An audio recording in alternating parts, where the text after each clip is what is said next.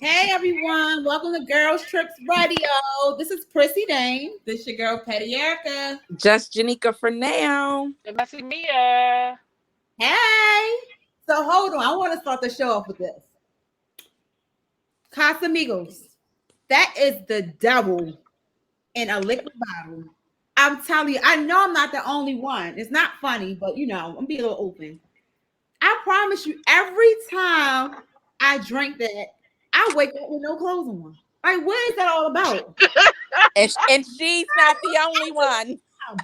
I ain't even gonna tell y'all when I was on the phone with this morning. She said it feel like somebody, and I'm gonna keep that a little secret. But she said every time, like, I don't understand. 3 shots or more, I'm like waking up like, what the hell? Where's my clothes?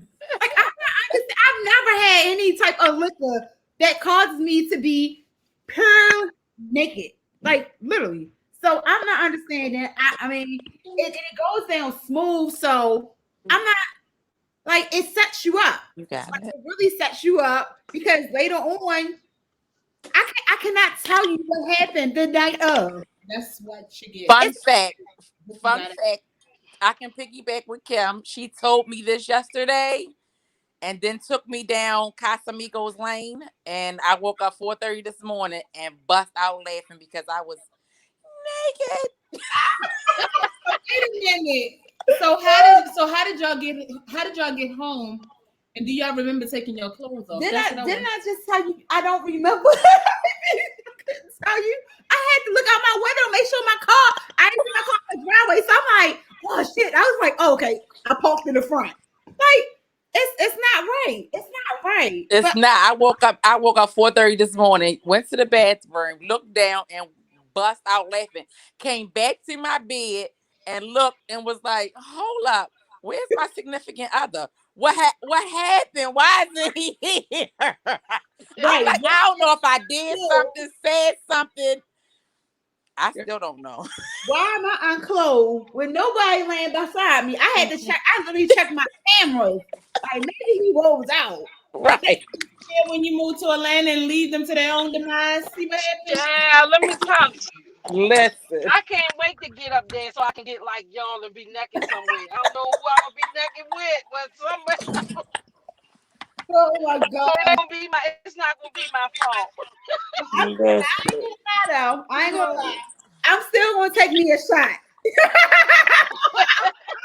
still going to go out today. I'm still going to do it. All I'm saying is I gotta be logged on by 8 a.m. tomorrow. I'm struggling. What's my limit? Don't do it, Erica. Don't let her take you down. Don't let her take you down Casamigos Lane today, okay? Y'all see me pop in and out. That's because I had to do a little bit of work. So just I'll be back.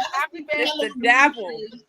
I'm gonna stick to my little Jameson or my little whiskey style. I'm gonna stick to my little green tea. But it's healthy though because it's not fattening. You're taking a straight shot. So man, you didn't even know if you was fondue this morning or not. I didn't.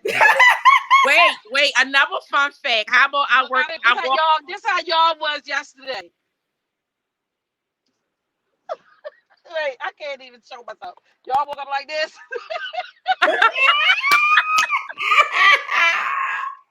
I woke up. No. You know if he was sexually assaulted or assaulted just ain't nothing wrong with it. Well, it's not. I'm gonna tell you what is something wrong with. Is I went live last night. I don't remember going live last night. Yes, you did. And by the time I logged on, I couldn't see anything. But you went live. It said Janika was live on Instagram last night.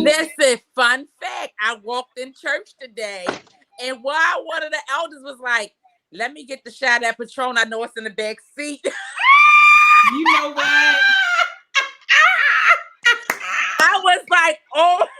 Ain't Communion Sunday, Mama. I ain't Communion Sunday. I was like, and I was ushering. I was like, oh no. Guys, I was in the house being wholesome yesterday. Oh, saved and sanctified. Yeah. Praise the Lord. Your hair is beautiful, Erica. Yeah, thank you. She cute. So hold on. All right, so our era of music is extremely different. Like, I feel like our era brought up a lot of legends, right? And we all know that DMX passed away. God rest his soul. As God well rest his soul. as Black Rob. Like, what is going? Like, they were legends. Like DMX alone. I mean, I knew every song. I grew up with his music. What, in high school? I think it was. I'm telling my age. Don't judge me. Judge your mother, because she old too. And Black Rob. Whoa! Like, come on! Like, and he looked so bad though. Like, he didn't look like he was 50. He looked like he was like 70, 80 years old in the hospital. Like, he had a hard life because he was locked up for robbery, if I'm not mistaken, for a while. Because that's when, he wasn't doing the music kind of. I don't know what happened behind the music scene. When it comes to the music industry, a lot of stuff happens behind the scenes we don't know, such as DMX. I didn't know DMX was beef with Jay-Z until recently when he passed. But when you look at DMX, his addiction. So he was a godly man. He did not deny God whatsoever. Wherever he went, He couldn't deny him. He was a traveling preacher. Like, that's how I felt. Like, he was a traveling preacher, just preaching to the world, even through his addiction. Because we got a lot of people who have addictions, whether it's drugs, alcohol, sex, whatever your addiction is, it's addiction that covered up. Like, they act like they holier than thou, and they're not doing enough. But with him, he like, look, I'm flawed, and we all flawed because it's the flesh that has to die daily. But it was a battle with him, because that's why he always talk about the devil, the devil and the angel in one hand. Like, but it's so sad to see, to know that his addiction literally got the best of him. Best of him. Yeah, he was definitely anointed. He was a man of God, although he had those addictions or whatever. He was anointed. You could not deny. You could see God all over him, even when he was high. Like, it's just sad that the devil was able to get the best out of him. He was succumbed to those issues. And I'm praying for him and his family. Like, it's crazy that we lost another person that we look up to, we respect and love their music, and he's gone. So R.I.P.D. It was just like one of the things that, his sister did a very emotional YouTube about the upbringing of her brother and how his life spiraled down. And he also told a little story about how Reddy Ron tricked him at the age of 14 by lacing his weed with crack. And that's how he got addicted. And he started tearing up during the interview when he was telling the story, because he said, why would somebody do that? Somebody that you looked up to, somebody that said they loved him, that wanted to see him progress. Why would he do that at such a young age? And that's how his addiction began. So his life, his mom gave him up. His sister was saying like how, people didn't want him and they just kept passing him along. So it's just like sometimes when people enter our lives and think they're the best for us, or we think we're getting better, they're really there as as a very toxic person, and try to steer you in down a road you really don't want to go. So he was an innocent child that was born into the drug life, and it stayed with him. That's all he really knew. And I watched the Dr. Phil when they like broke down a lot of his songs, and he said in every album he would put a prayer in a song. Like, he knew his scriptures, he knew who God was. Like, he could sit there and talk to God like he was having a conversation with him. So like, he will truly, truly be missed. He was a person before his time, but he was very iconic. His legacy will live on, definitely.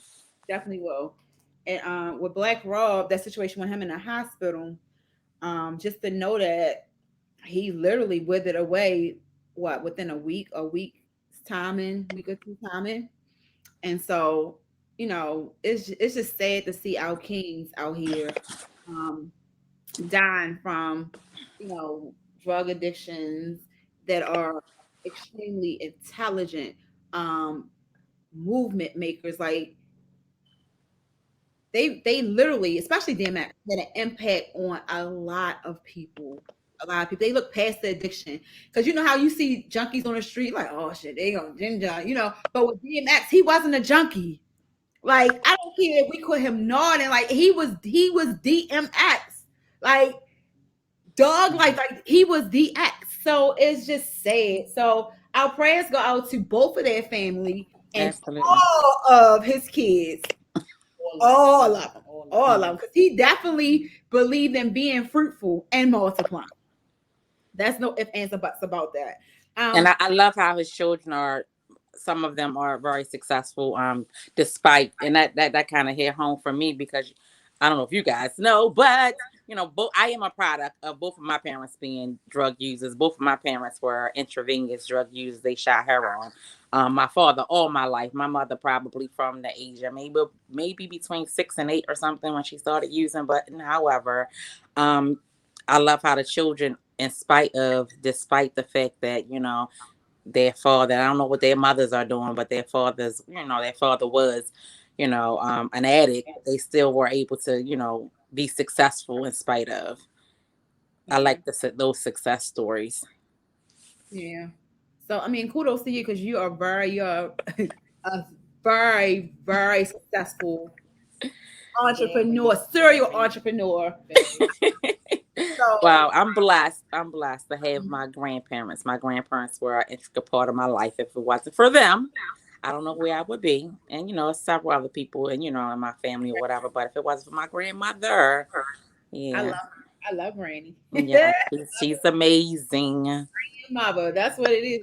That's one of them praying mothers right there. Yes, absolutely.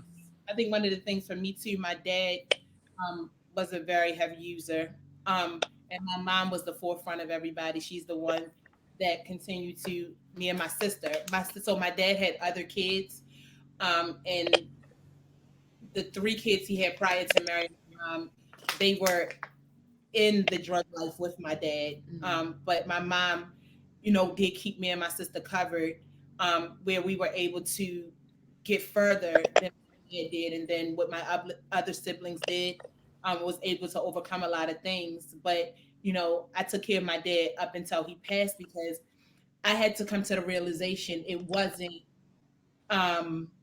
him when he was on drugs, or it was the drug. I literally had to learn it was the drug that was making him act like this. So it made me kind of look at him in a different light. It made me take addiction classes to understand what addiction was. I was able to love him in a different way as my father and still respect him as my father instead of resenting him for the things that I had to go through. Because I was a daddy's little girl. So, to hear and find out at the age of 12 that my dad was a user and my mother tried to hide it, which made me rebel against her a lot. But once I got to learn what it was, who he was, I was able to love him in a different way, love him on his level. I was watching TD Jakes one day and he said something. He said, you can't give someone 10-gallon love that was only used to 2-gallon love. You have to learn to love people on their level and level where they are, and then they'll grow. Yes, with you and grow more. So I had to stop and step back and love my dad on his level where he was. And I was able to nurture him and care for him until he departed from this world. It's hard for me, but a lot of times we pray for things and we never know how God is going to give it to you. So I've always prayed for a clean father. I didn't want my dad on drugs anymore. And although he passed with no methadone in the system, no heroin in the system, no type of drug in the system. So, we ask God for things. Like I tell people, well, we don't know how, it's going to come. And when I think about DMX, if you really listen to all his interviews and everything that he ever talked of, you could always sense a tiredness in his voice, like he was always tired of being who he was, but he never gave up. Like he always prayed, he always turned to God. He always wanted his kids to be better than what he was, but he didn't realize how great and impactful he was already, regardless of the ailment that he had and the addiction that he had. That's amazing, Erica. To piggyback on it a little bit with my dad, he couldn't hide his. Nobody could hide because he had that dope thing hum that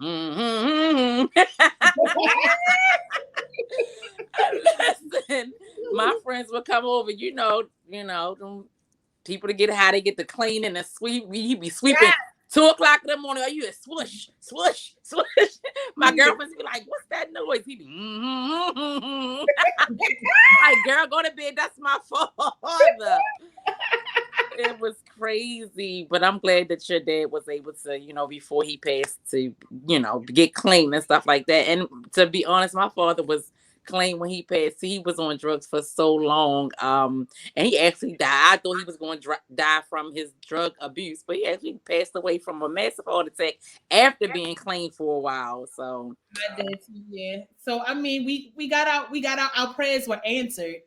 My dad was in a nursing home, so he was clean of everything. But the thing that you thought they were going to pass from, they didn't. It was something totally different. Yeah. Wow. But kudos to you for being an amazing young woman in spite of. Yeah, thank you. Yeah, it's hard. Sometimes you just want your dad there, because like I think I went through a stage where I finally had a clean father. I finally had a clean dad. I knew where he was, and he was in his right mind. Although he was lethargic sometimes because of his health, it was like I could have a real conversation. So it's just like, you asked for a clean dad, I gave you one, but then took him like right after. But I was still able to experience what it was like to have a dad for a month or so. It took me a very long time to understand addiction. I probably was married. I know for a fact my ex-husband was the person who helped me understand addiction from the other side, from being a drug dealer. Not when we were together prior to us getting together, but because he was once a drug dealer, he told and taught me from a different perspective about drug addiction. Because for a long time, and I got married when I was 25, so for a very long, and like I said, I used drugs all my life. So for a very long time, I had hatred and anxiety and a lot of mean things from my parents. I called my father by his first name. I was very mean to my mother because I didn't understand addiction. It took me a very long time. And once I understood it wasn't a choice, that it was actually a disease, it made it much better for us. Our relationships went. But sadly, my mother passed before we could ever really rekindle a relationship, mother-daughter relationship, once I understood. But however, I did wind up understanding, and I hope people out there who are listening, watching, or whatever, who have drug addicted parents or family members, you guys educate yourself about it, because it's not a choice. It's actually a disease, and they need help. On a lighter note, it's crazy because it was really hard for us to try to find something lighter to talk about with everything that's going on with our Black men and right, police officers. It's just sad, like it's happening back to back to back. Our men are being killed, and it's just not out of fear. It's just blatant racism in a sense too. So it's like, where will it stop? When can I get pulled over and really not be worried about whether or not I'll be able to pull away in my car and not in the ambulance or in a black body bag? At this point, as a Black man, I would be scared to pull over. Like the police pulling me over, I'm gonna drive to the nearest police station, and then you can search me and do whatever you want to do and tell me what the violation is. But right now, as a Black man, I would fear for my life when it comes to the people in blue. And it's just not Black officers. I mean, white officers. You got the white woman who, quote unquote, and which I don't understand. How do you mistakenly? she didn't. She did not mistake it. She didn't. You know a difference. There's a different weight. There's a different shape of a taser and a gun. Like a Glock does not weigh the same as a taser. Like that was bogus. That's BS. And if they let her get away with that, it should be hell to pay. That's gonna be crazy. That's gonna be crazy. I have a son, and it just makes me so scared and terrified. You should be. And like I'm totally overprotective, and I have to get him to understand, like, this is the reality that we live in, and I want him to come home and turn the key every day. I don't want to have a thought what's going on with my child. Like he just went to his friend's house, and I'm like, Kimberly, he's responsible. I played the video. He sent the video of him locking the door and walking to his friend's house, and kids shouldn't have to live in fear like that. Should not. No one should have to live in fear like that. Should not. Of the color of your skin. It's okay for my ancestors to work their asses off to build this country on their damn backs. For you to turn around. Still think we're less than. Yeah, it bothers me really, really bad. And it's so sad that we're out here burying our young men, our black men, because of stupidity, because of this fear of the buck. Because I think back in the days they called the black men bucks, if I'm not mistaken. And it's you still have that buck mentality in today's timing. Like, it's crazy to me. It's ignorance. And I feel like racism will always be here. And it's so sad. And it's like, we can't protect ourselves. They police. So we can't shoot back. I saw the video where blatantly a white man in his truck, I don't know if y'all saw that video, where they did everything in their power to try to stop this man. Like they barricaded him. He driving off going crazy. Never once did they tase him. Never once did they shoot him. Didn't have to see that video, but I've seen many with the same results. Like, yeah, when white men are in trouble with the law, they are not scared. They cuss them out. They talk back. They do all types of stuff that our black men cannot do. So no, I didn't see that video, but I've seen plenty videos and shows where white men don't have the same outcome. They can shoot up a whole theater, and the police officers, they're gonna arrest them and ask them, do they want some water? Or take them to Burger King. Hello? That part. Even the one with the sergeant, I don't want to disrespect. Was he a sergeant? He was a lieutenant. Yeah, I don't want to disrespect his rank. Even with the lieutenant, that right there got to me, because you had this man in uniform. He don't have to, like, he's risked his life for this country. And you had the audacity to disrespect him like that. And he drove to a lit place. He drove to a gas station because he was a black man in fear of what could happen with the police, which is crazy. He's currently serving our country, protecting and serving our country, and he still knows better than to pull over with the police behind him in a dark area. So he drove to the gas station where it was a well-lit area, and they still disrespected that man. That was horrible. That was hard to watch. The thing that pissed me off the most when the video got released, the other half of it, how they're trying to negotiate with them, saying, I've been on your side, so we can just forget about this and you can go ahead about your business. And, I don't want you to get charged on both sides with the military police and us, or we could take you into custody for criminal charges. So you're giving me a choice to because I see it through. They was playing mind games with go to jail and see it through, or let me go and forget all about it. No, I'm gonna tell you, let me go, and I'm gonna still file a complaint and still see it through. That wasn't even a good choice. That wasn't even something you were even supposed to present to him, period. Well, what needs to happen is their pensions. They will stop pulling their guns out when they have to pay for killing us.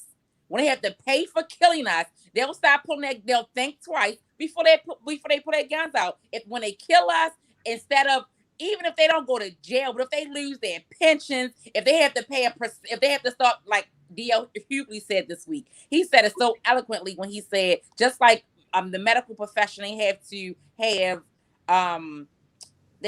what is it called? Malpractice insurance. If the police officers say they accidentally shot one of us, if they had to pay into a malpractice insurance when we sue them for accidentally killing us, they have to pay for that. They will stop accidentally killing us. Well, I like the idea of them losing their pension, but I need them to lose their jobs too. Oh, absolutely. So you don't have your pension and you don't have the job, so you can go ahead and be a RoboCop at somebody's $50 store. No, they won't even want to keep their jobs if they know they can lose their pension after doing something like that. They don't even want to keep their jobs after that. So the mere fact of them being able to us people being able to hit their pockets, that's what will change a lot of things, I believe. It's just sad. I just like as a black man, I don't know. And Diamond, if you want to just chime in, how do you feel as a black man currently in America? He smoked. I can tell you what Erica said, but anyway. Yes, Diamond. How do you feel? If Diamond could chime in from a male's perspective, how do you feel as a black man? What was that? What was that wise crack she said? I just, as I Try to say I'm not black. No, I didn't say. Okay, all right. I was getting ready to say because that 20-year-old that got shot, his mother was white. Yeah. And he was mixed. So it Yeah. don't matter how light your skin is. Listen, 1 ounce of that nigga in you. Okay. little 8-ounce part of it.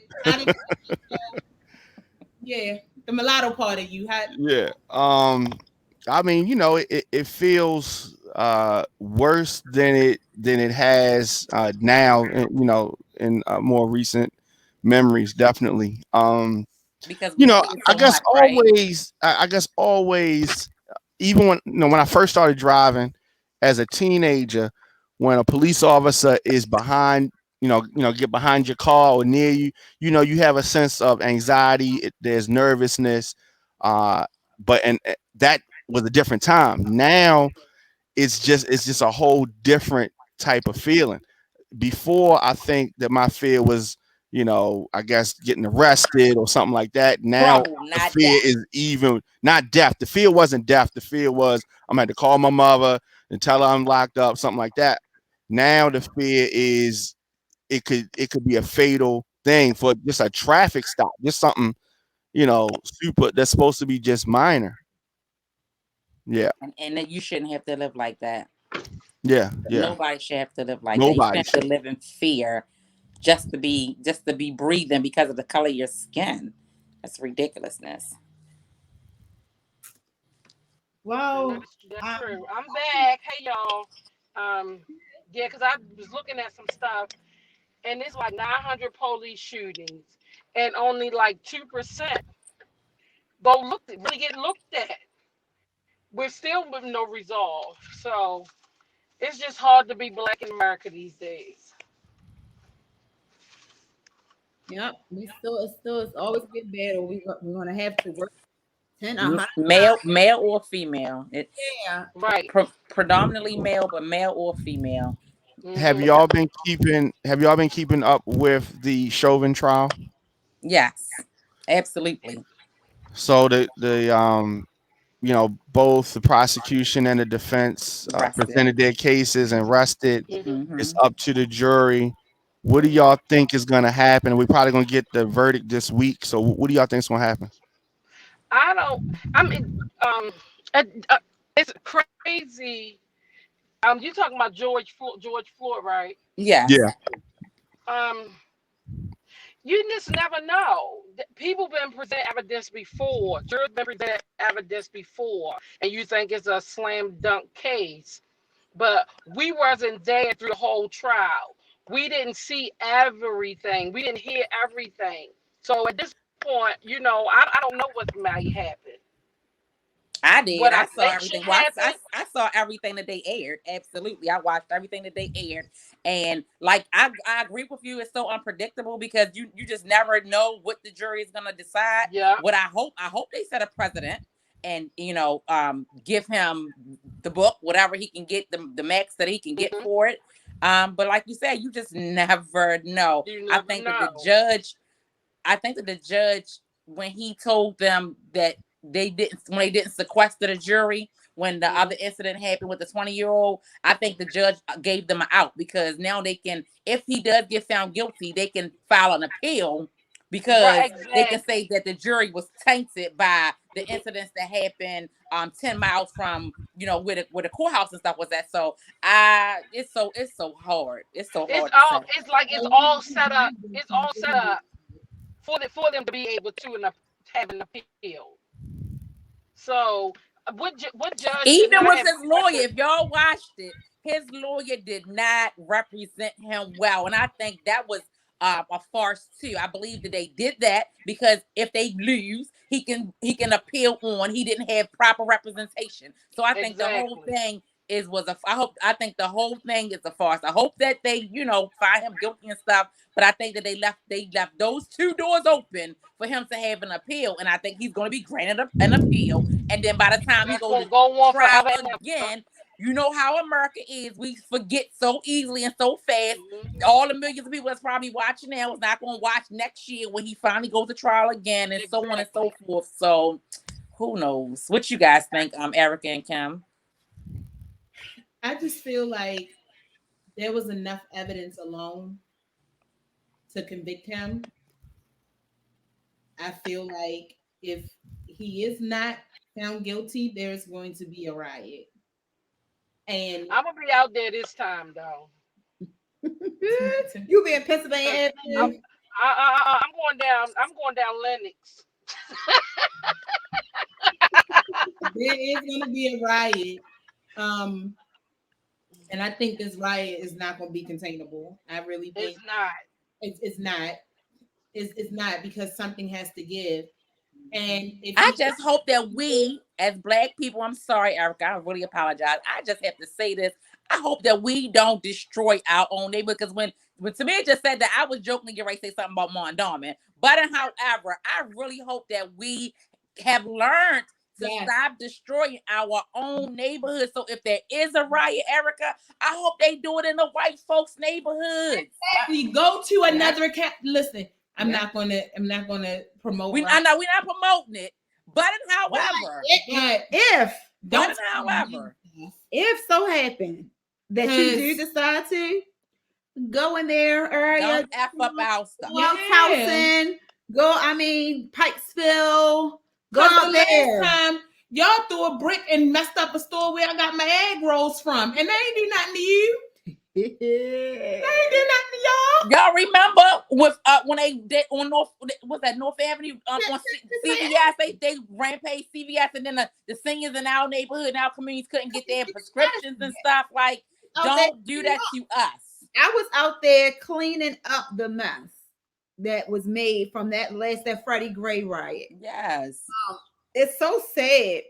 I'm just hoping that this go around, because it's very rare that an officer is charged and I want to make an example and arrested for a heinous crime such as this. So I'm hoping that this go around that they make an example out of his ass, and they do. Girl, I cannot wait when they close that jail cell that they I'm pretty sure that he's not going to survive. He's not going to survive. They always put officers on Punk City. They are never with gen population. Period. He's not going to survive. Somebody, some CO, some CO. Some CO forget to lock that cell. Somebody is. He's not going to survive. If he been killed himself because he know he's not going to survive. But he still, even when he decided to plead the fifth. Even when he decided to plead the fifth, I thought that was so hilarious. Like his lawyer just did him a whole disservice, and I think they left the door open for an appeal. I don't even think that, and he was so arrogant in the whole situation, from him killing George Floyd even to pleading the fifth. He was just so arrogant that I think he still feel like it's okay to do what he did. Yeah, so I'm pretty sure that I think they're gonna convict him. They're going to convict him. Speak it. And when he gets to jail, he's not going to survive. When he gets to prison, he's not going to survive. No gen pop, no nothing. It's going to save his ass. Period. It's just not. Well, speak it into existence. Yeah, because you blatantly took that man's life in front of everybody. The world.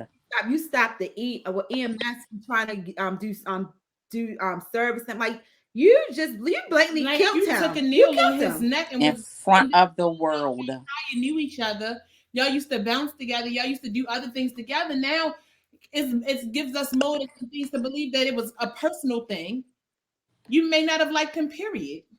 Whatever his reason was for him to do that in such a heinous manner, and during court, you know about George Floyd's drug addiction, you knew all the negative things about George Floyd, but not one time did they allow for his past, the 17 charges, that the 17 things that was against him when he did wrong things to people. They couldn't bring any of that to the table, but you would think that George Floyd was on trial, the way they talked about his behaviors and everything that happened in his life, that when he's the victim. They always, it's the character thing. They always try to destroy a person's character to quote unquote justify. I feel like they try to justify a reason as to why this man should have died like that.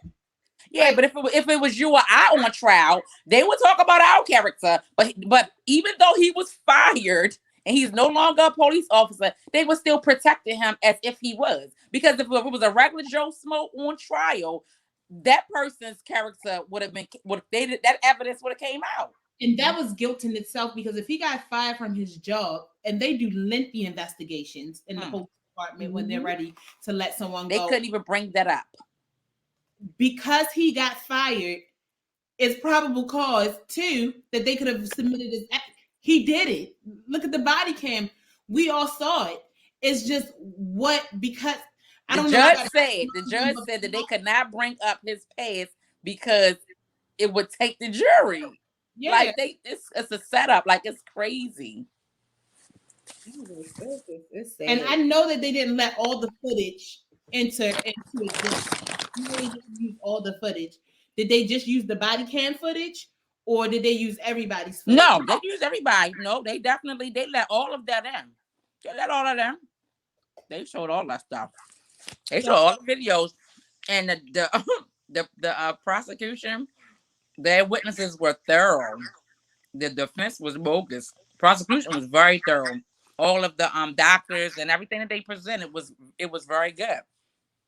The only way he's gonna really probably get off is if he's able to file an appeal, and then months down the line get retried, and then have a different jury and a different attorney, and I think that's the only way he gonna probably get off if he gets off. Yeah, it's sad. So we just gotta keep our people in prayer. Absolutely. Amen to that. A positive note. So I want to say thank you to the government for acknowledging Juneteenth. Now it's now a holiday. Yay! Now a holiday. So make sure you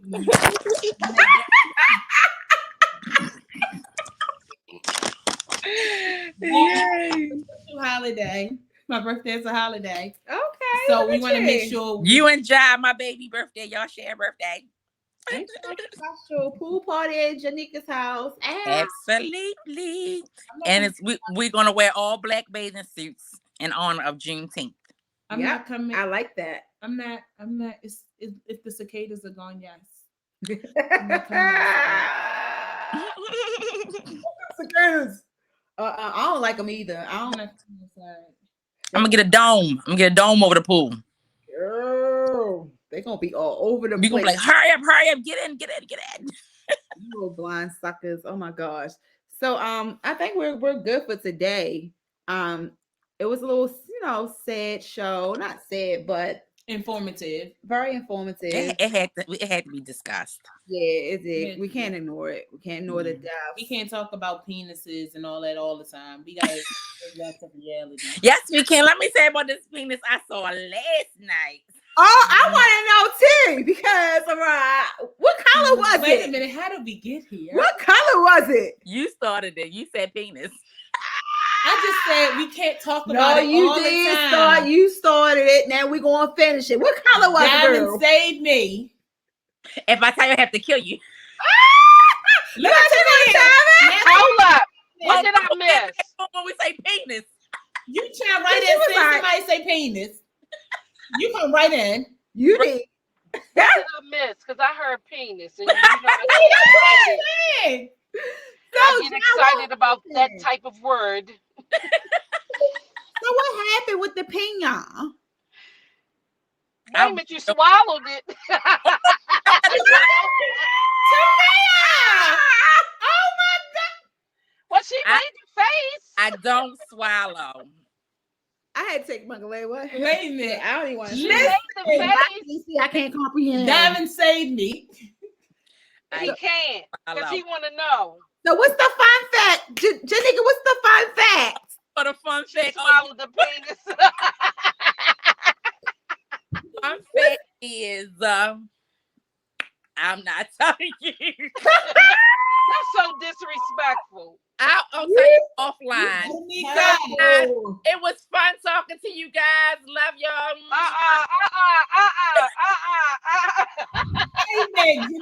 Wait a minute, Janika. Wait a minute. Hold. Blame it on the Casamigos. She can't remember it. No more Casamigo for none of y'all. So Okay. hold up. This the fun No. fact.